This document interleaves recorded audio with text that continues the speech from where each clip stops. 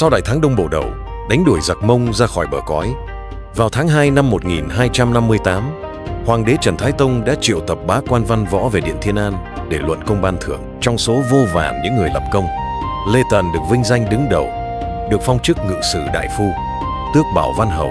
Trần Khánh Dư nhờ công tập kích giặc thần tốc, được khen ngợi và ban làm thiên tử nghĩa Nam. Trần Quốc Tuấn với công lao cố kết người Man làm phiên dầu và lập được kỳ công, đã được vua cho mở phủ riêng tại Thăng Long. Các quan lại khác cũng được khen tặng theo thứ bậc. Cuối tháng 2, một sự kiện trọng đại khác diễn ra. Hoàng đế Trần Thái Tông nhường ngôi cho Hoàng Thái tử Trần Hoàng. Ngài lui về ở Bắc Cung, sau gọi là Cung Thánh Tử. Còn cung của tân Hoàng đế được gọi là Cung Quan Triều. Hoàng đế mới lên ngôi, đổi niên hiệu thành Thiệu Long, mở ra một giai đoạn mới cho triều Trần. Đầu năm 1259, ở phương Bắc, Mông Kha Đại Hãn dốc toàn lực tấn công thành Điếu Ngư tại Hợp Châu, do Vương Kiên trấn thủ. Cuộc vây hãm kéo dài hơn 5 tháng, nhưng Kiên thành bất khả xâm phạm. Đến tháng 8 năm 1259, Mông Kha Đại Hãn bị thương nặng do đạn đá từ máy bắn đá của quân Tống bắn ra từ trong thành Điếu Ngư, và không lâu sau đó, ông băng hà. Cái chết đột ngột của Mông Kha đã tạo nên một biến động lớn. Khi ấy, Hốt Tất Liệt đang dẫn quân vượt Trường Giang, vây chặn Ngạc Châu, thì nhận được tin cấp báo về sự tử trận của anh mình. Giữa lúc giới quý tộc Mông Cổ đang chuẩn bị suy tôn em ruột của Hốt Tất Liệt là A Lý Bất Kha lên ngôi Đại Hãn, Hốt Tất Liệt nóng lòng muốn đem quân về nước để tranh ngôi. Nắm bắt thời cơ, Giả Tử Đào, tể tướng nhà Tống, đã xin thương nghị nếu Hốt Tất Liệt chịu lui quân, họ sẽ nộp phần Giang Bắc và hàng năm cống nạp 20 vạn lạng bạc cùng 20 vạn tấm lụa. Hốt Tất Liệt chấp nhận, ký hòa ước và lập tức kéo đại binh về nước. Năm 1260, Hốt Tất Liệt được giới quý tộc suy tôn lên ngôi Đại Hãn, tức Nguyên Thế Tổ, và đổi tên nước là Nguyên. Tuy nhiên, việc lên ngôi này đã châm ngòi cho một cuộc nội chiến kéo dài giữa Hốt Tất Liệt và em trai A Lý Bất Kha để tranh giành quyền lực tối cao trong đế quốc Mông Cổ. Nhận thức rõ hiểm họa khôn lường từ sức mạnh ngày càng bành trướng của đế quốc Nguyên, Hoàng đế Trần Thánh Tông đã không ngừng chủ liệu cho vận mệnh Đại Việt. Ngài ban chiếu yêu cầu các vương hầu gia tăng số lượng và huấn luyện điền binh trong các trang ấp, đồng thời tuyển chọn dân đinh trẻ khỏe, làm thường binh, đào tạo thành các sắc quân tinh nhuệ. Các lộ cũng lập thêm các đội phong binh, biến mỗi người dân thành một chiến binh khi tổ quốc lâm nguy. Trước tin tức Hốt Tất Liệt đang hùng hổ xây dựng thủy binh ở phương Nam, Hoàng đế Trần Thánh Tông đoán định dã tâm xâm lược. Ngài lập tức cho đóng các chiến thuyền lớn, lệnh các lộ chế tạo binh khí, và đặc biệt tin tưởng giao phó trọng trách thủy quân đại tướng cho Lê Tần, với sứ mệnh luyện thủy quân Đại Việt thành một thế lực đủ sức nhấn chìm mọi tham vọng từ phương Bắc.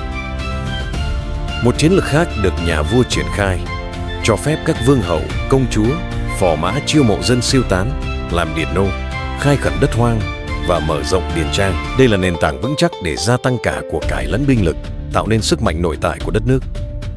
Để tăng cường năng lực phòng vệ, Hoàng đế Trần Thánh Tông phong em mình là Chiêu Minh Vương Trần Quang Khải làm thái úy, trấn giữ Châu Nghệ An. Đồng thời, Trần Quốc Tuấn cũng được ban tước vương từ sau công lớn trong cuộc chiến năm Đinh Tỵ 1258. Hưng Đạo Vương Trần Quốc Tuấn đã được Thượng Hoàng Trần Thái Tông cho mở phủ riêng tại Thăng Long, mang tên Hưng Đạo để đặt cho phủ của mình. Nhưng thay vì an nhàn tại kinh đô, Hưng Đạo Vương lui về Vạn Kiếp, miệt mài mở rộng điền trang, lập gia binh và chiêu mộ hiền tài. Ngài nghiên cứu sâu sắc binh pháp các đời, đặc biệt phân tích kỹ lưỡng sức mạnh bách thắng của quân Mông Cổ để tìm ra điểm yếu của chúng, biên soạn thành sách dạy cho các gia tướng và gia binh của mình. Vạn Kiếp với vị thế chiến lược nơi 6 dòng sông hội tụ, chính là nơi ngài nhận định có thể lập đại thủy trận. Sau cuộc chiến năm Đinh Tỵ, Hốt Tất Liệt tiếp tục hạch sách Đại Việt. Dù có ý nhún nhường hơn trong chiếu thư, nhưng hắn vẫn đòi cống nạp quý vật, thầy thợ giỏi, và đặc biệt là chấp nhận viên Đạt Lỗ Hoa Xích mang hổ phù đi lại khắp nước để giám sát. Nhận thấy dã tâm ngày càng lớn của Nguyên Triều, hai vua Thái Tông và Thánh Tông đã triệu tập các thân vương và tướng tâm phúc về trang ấp Vạn Kiếp của Hưng Đạo Vương để hội họp kín. Đây là nơi an toàn để hoạch định kế sách mà không bị do thám. Cuộc bàn luận sôi nổi diễn ra. Trạng Nguyên Nguyễn Hiền đã hiến kế táo bạo về chức Đạt Lỗ Hoa Xích, chấp nhận, nhưng biến hắn thành kẻ mắt đuôi tai điếc bằng cách cô lập, không giao thương với dân chúng và dùng vàng bạc của cải cung phụng, khiến hắn chỉ muốn mang quà biếu về nước, không thể do thám được gì. Kế sách này được Thượng Hoàng Trần Thái Tông hết lời khen ngợi. Sau khi lắng nghe các ý kiến, Hưng Đạo Vương Trần Quốc Tuấn đã phân tích sâu sắc chiến thuật động của quân Mông Cổ so với thế tĩnh của quân Tống. Ngài khẳng định ta không thể sao chép lối đánh của địch. Thay vào đó, Ngài đưa ra một kế sách đột phá, buộc quân Nguyên phải chiến đấu theo cách của Đại Việt. Hưng Đạo Vương vạch ra kế hoạch, chia nhỏ địch ra mà đánh, kéo chúng vào đầm lầy, rừng rậm, sông hồ và chỉ giao chiến vào mùa mưa, mùa ngập lụt. Trong điều kiện khắc nghiệt đó, ngựa Mông Cổ sẽ trở nên vô dụng, thiếu lương thảo, mắc bệnh tật, biến cái cực mạnh của địch thành cực yếu, lấy nhu chế cường.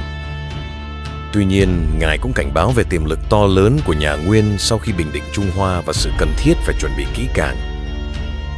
Thái sư Trần Thủ Độ bày tỏ niềm tin tuyệt đối vào tài trí của Hưng Đạo Vương, coi đó là đoạn giáo đầu cho binh pháp giúp Đại Việt kháng giặc. Thượng Hoàng Trần Thái Tông cũng nhấn mạnh tầm quan trọng của trí tuệ quân sự. Ngài tin tưởng giao cho Hưng Đạo Vương hoàn thiện binh pháp và ra lệnh tổ chức một cuộc diễn tập quân sự quy mô lớn ngay trên Lục Đầu Giang vào sáng sớm hôm sau. Có sự phối hợp của nhiều chủng quân, mô phỏng trận đánh như thật.